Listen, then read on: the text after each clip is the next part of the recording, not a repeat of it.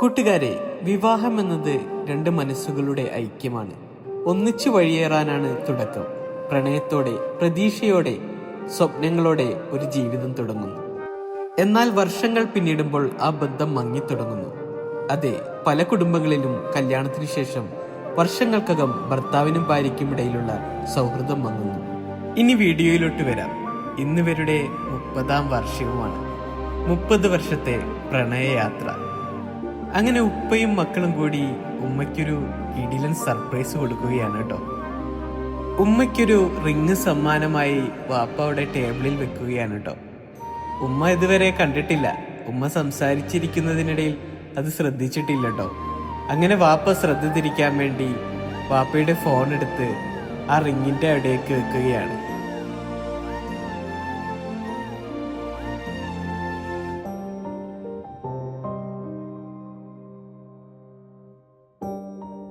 അങ്ങനെ ആ ഉമ്മ ആ സർപ്രൈസ് ഗിഫ്റ്റ് കാണുകയാണ് കേട്ടോ.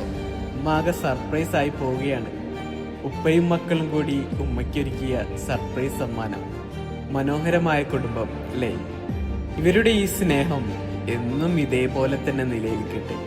ഇനിയും ഒരുപാട് വർഷം പ്രണയിച്ച് സന്തോഷമായി ജീവിക്കാൻ പടച്ചവൻ രണ്ടുപേരെയും അനുഗ്രഹിക്കട്ടെ.